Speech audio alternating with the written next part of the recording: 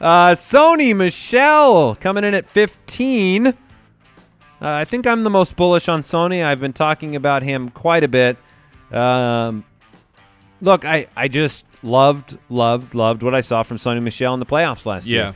I think we know what New England wants to do with him. I think he is the most talented player on that team last year through 13 games, 209 carries, 931 yards, 6 touchdowns. He does not catch the football. 7 for 50. And I mean it in two senses. His statistics, they show he doesn't catch it often. Also watching him, he didn't catch it when it was thrown to him.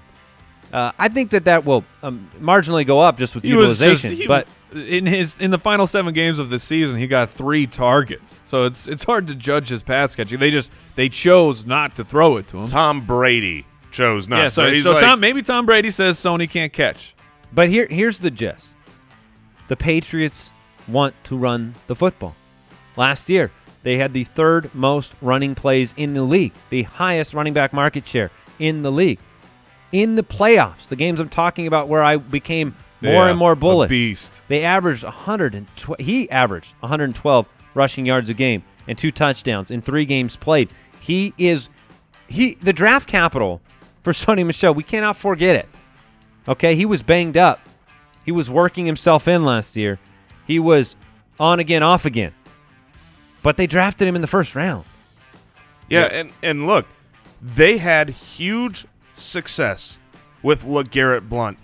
And LeGarrette Blount, I mean, you talk about how few targets that Sony Michel got. That's the exact comp, not player-wise, but usage-wise in the same offense through 16 games back in 2016 when LeGarrette Blount was an absolute beast and had 18 touchdowns.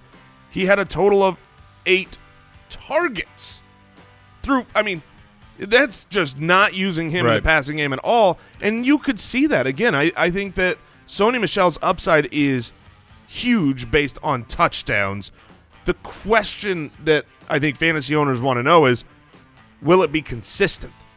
Will it be, okay, let's say he has 14 touchdowns. Awesome. Yeah.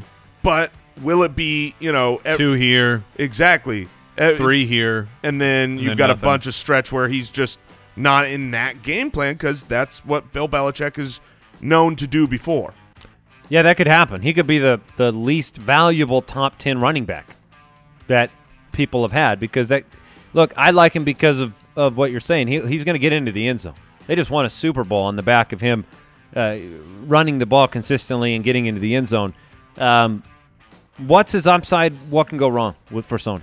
What can go wrong, aside from injury, is utilization is unpredictable, and he hurts fantasy owners because you start him in games where he's basically not used. His upside, though, is monstrously high, a top 6 type based on touchdowns. If you look at the LeGarrette Blount comp and realize that this team needs to run the ball more, there was only 1 game that entire season where he had fewer than 13 carries, and he had 11. And most of the games that year, you're talking 18-plus carries. LeGarrette Blount's utilization was huge. So, I think I need to move Sony Michel up in my own mind because I am still stuck in the world where I don't believe Sony will be consistent.